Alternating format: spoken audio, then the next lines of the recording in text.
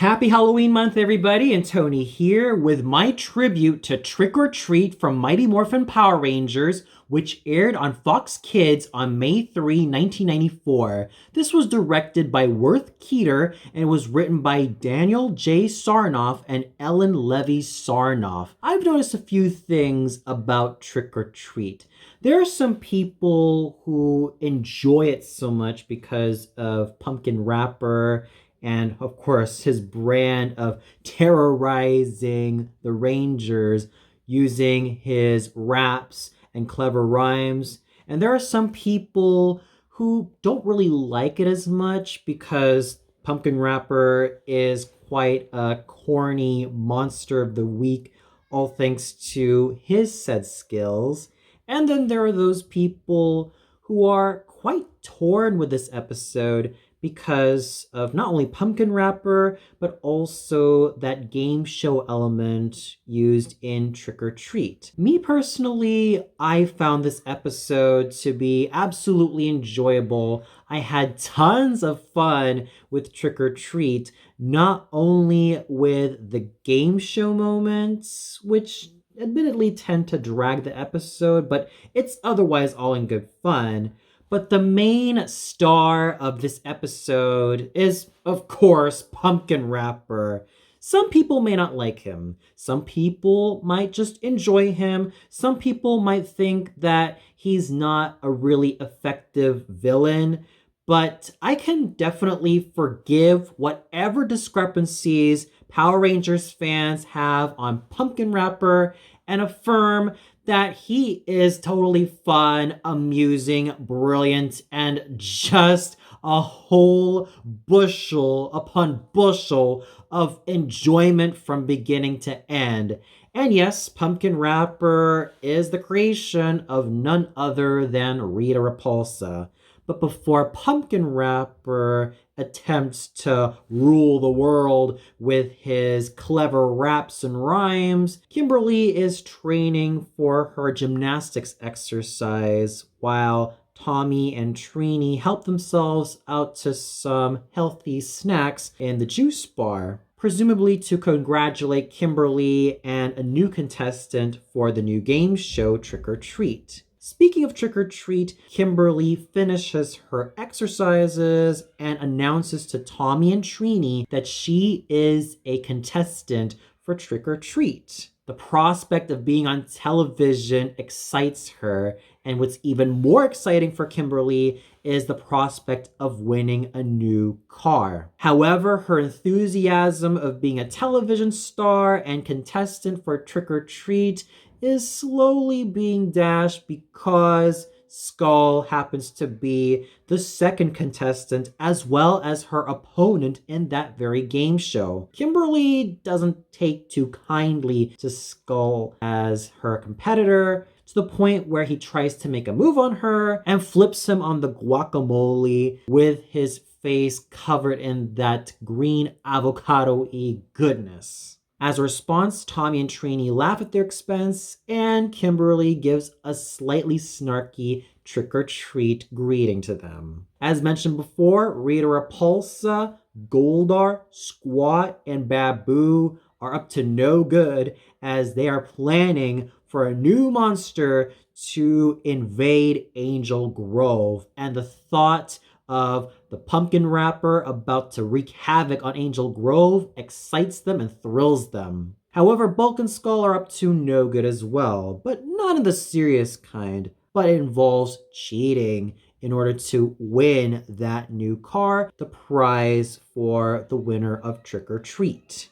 And we also see our main heroes plus Bulk and Skull in various costumes, most notably Jason, Zach, and Billy as the Three Musketeers, with Jason being Athos, Zach being Porthos, and Billy being Aramis to suit their personalities. Trini dressed as Princess Badr al-Badur or Princess Jasmine for any of you who find her name rather complicated from Aladdin, or any of the other princesses from 1001 Arabian Nights, and Kimberly being dressed as Princess Aurora or Briar Rose, or simply put, Sleeping Beauty.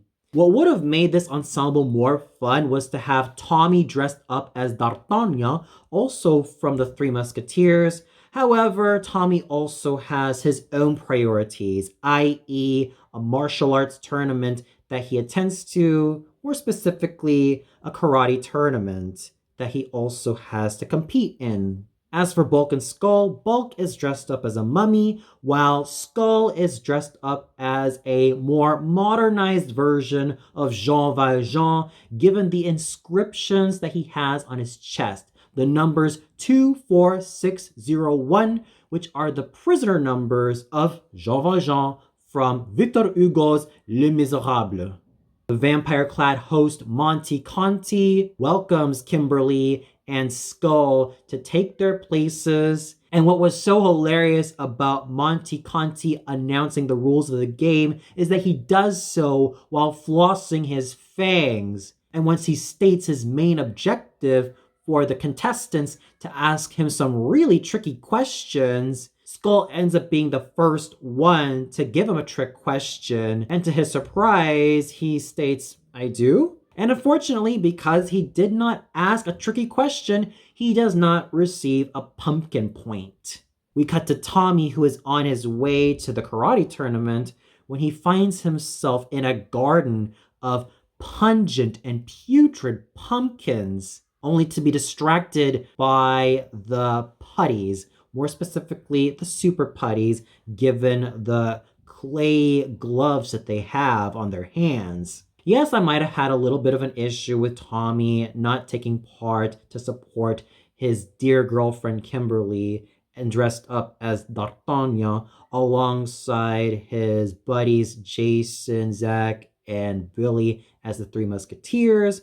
But at least there's some compensation in which we see Tommy totally wailing it on the super putties. And I also have to hand it to the late, great Jason David Frank for using his martial arts prowess and skills as a stuntman to really have a go at the putties and imbue his fight choreography with virility, strength, agility, and flexibility. All of those kicks and flying double kicks and every move that you can name that Tommy or Jason David Frank has pulled off managed to flow and glow in spades. And I totally salute Hanshi Frank for what he was able to do in his glorious prime as Tommy Oliver, who many people say was the greatest ranger ever. Back to the game show, Kimberly asks Monty Conti another trick question, in which she asks him the real identity of the Power Rangers. Monty Conti even finds himself confused, and Kimberly accepts another physical challenge where she is strapped upon a wheel for her to be spun on. And she ends up wiping the floor of the competition, much to not only the viewer's joy, but also Alpha's excitement. But even Skull manages to catch up and ask his own trick question with a little bit of help from Bulk, asking Monty Conti, "What is my best friend's scam?" Until he adds in the final word, name. And he ends up receiving his own pumpkin point and his own physical challenge of trying to collect 3 bugs in 10 seconds. Just as he's about to collect all 3 bugs, he ends up being squirted on by a huge black spider, much to the audience's, as well as Jason's, Zach's, Billy's, and Trini's amusement, but to Bulk's shock. After Tommy's epic battle against the putties, he notifies Zordon that he has caught on Rita's latest scheme, and Zordon assures him that he will contact him once the Rangers need his help, so he just has to attend to his karate tournament. And Tommy's karate tournament also sees a competitor using short staffs in his display, which I thought was absolutely amazing. However, Tommy's karate tournament, as well as Kimberly's winning streak, might as well take a backseat because Zordon has alerted the Rangers that trouble is afoot. more specifically, a garden of mutated pumpkins that may potentially contain the pumpkin wrapper.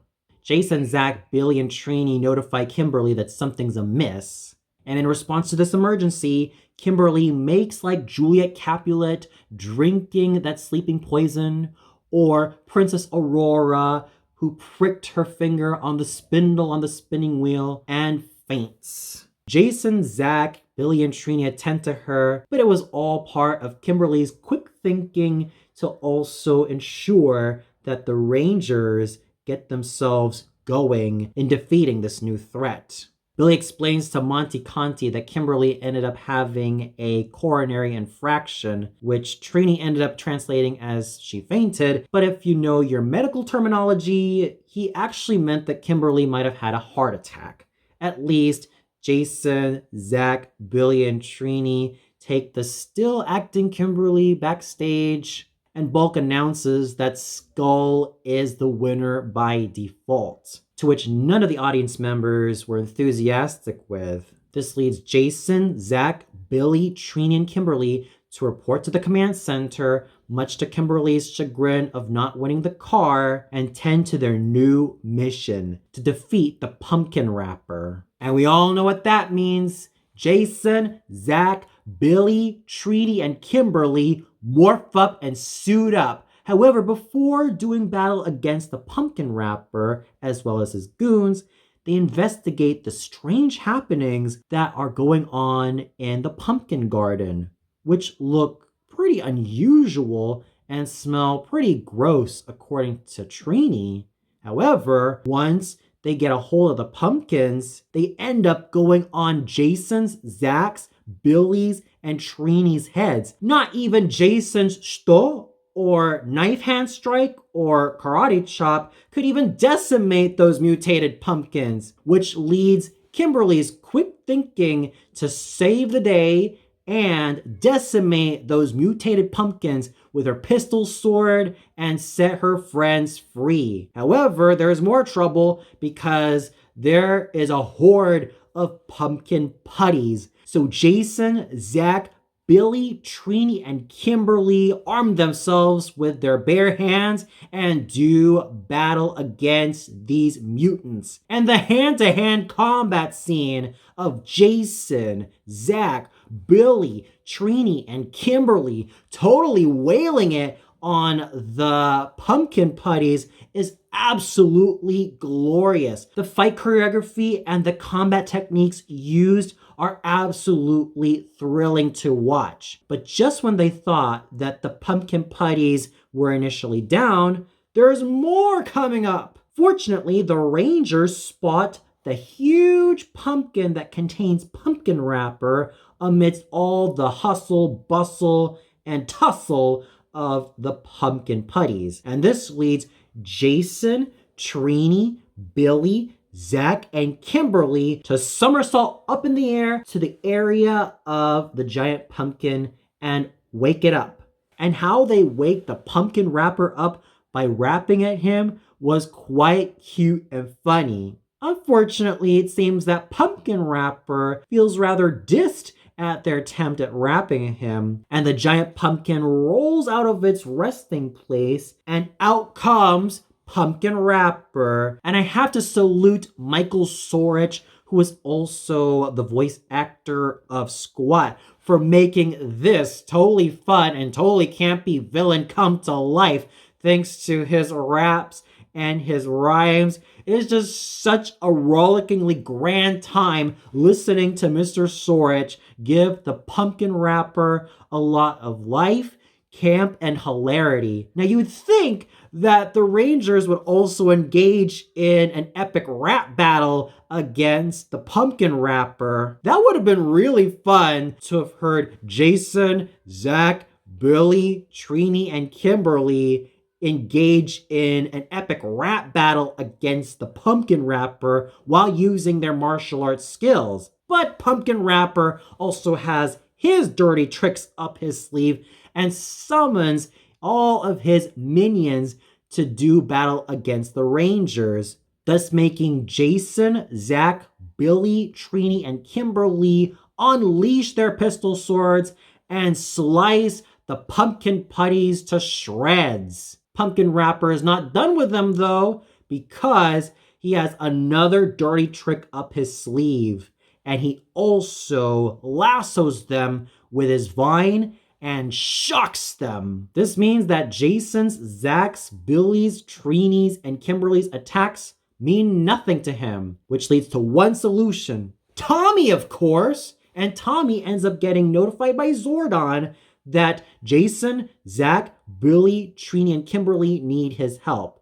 Unfortunately, this means that he ended up losing to another teammate and ends up forfeiting the karate tournament. But at least Tommy gets to morph up and suit up as the Green Dragon Zord Ranger to wail it on the Pumpkin Wrapper, set Jason, Zach, Billy, Trini, and Kimberly free, and even with the Pumpkin Wrapper trying to shoot him with his laser eye beam, Tommy just ends up charging at him with his dragon dagger and attempts to slash him to bits and corners him, thus leading Tommy to hold the Pumpkin Wrapper as tightly as he could just for Jason, Zach, Billy, Trini, and Kimberly to launch their Power Blaster on him. The rest of the 5 Rangers are ready to assemble their Power Blaster, consisting of Zach's Power Axe, Kimberly's Power Bow, Trini's Power Daggers,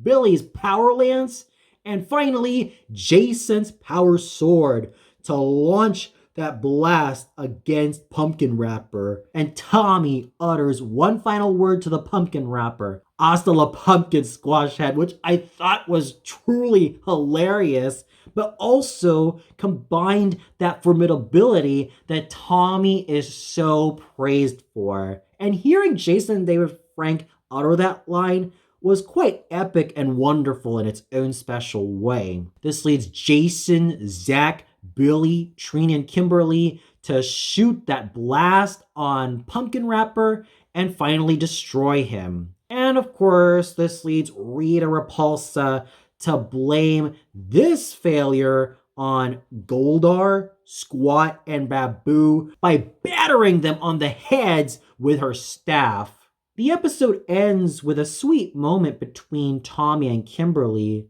showing that even though they did not win at their respective events, they at least end up realizing that they win some, they lose some. Bulk and Skull are also about to have their taste of their own dirty tricks coming back to them when a network representative confronts those two adorkable dorks by stating that she saw the tape and realized that both Bulk and Skull cheated just to have Skull win that car. You know, it would have been really great if the network representative awarded the car to Kimberly. That would have made Kimberly take the driver's seat and have Tommy by her side, and they would end up riding to the sunset, having a grand time with her new car.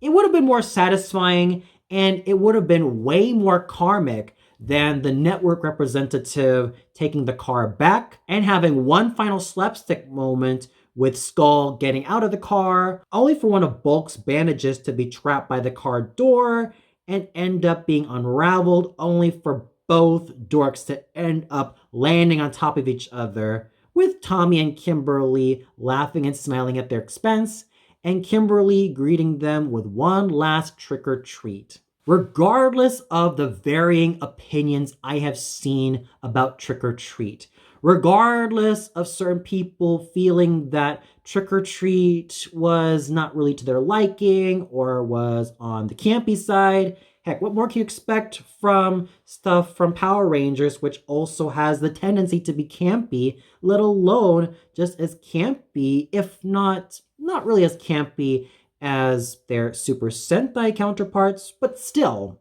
you gotta admit that Trick or Treat was a whole lot of fun. It had action. It has everything you want in a great Power Rangers Halloween episode. And even though this particular Halloween episode didn't really air on Halloween, it specifically aired on May 3, 1994, I would still consider it a Halloween episode because of the many elements featured. You got jack-o'-lanterns, you got people being dressed in various costumes, the pumpkin rapper, who I would argue is one of my favorite Halloween-themed monsters of the Power Rangers franchise. Heck, even the host, Monty Conti, is dressed as a vampire. So if this is not really a Halloween episode, then I don't know what is. I still think that Trick or Treat is an absolutely enjoyable Halloween episode. And what makes it even stronger, in my opinion,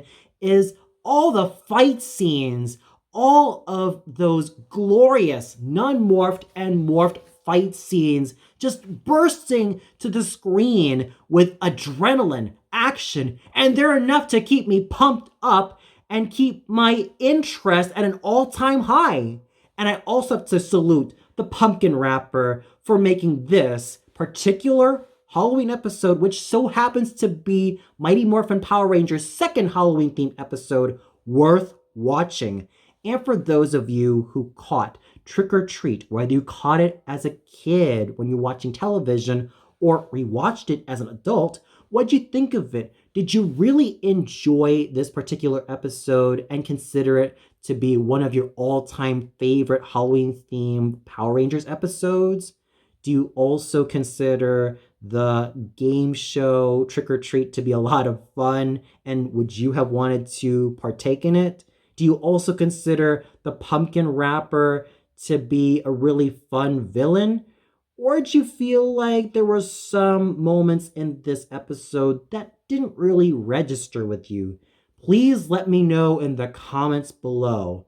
Well, that's it for my tribute to Trick or Treat from Mighty Morphin Power Rangers. I originally intended to do a tribute to Zed's Monster Mash, but tonight I'll be watching Verdi's La Traviata at the Deutsche Oper Berlin, starring Adela Zacharia as Violetta Valerie. So do expect this review to be released later, as well as my tribute to Zed's Monster Mash to be released after this latest review.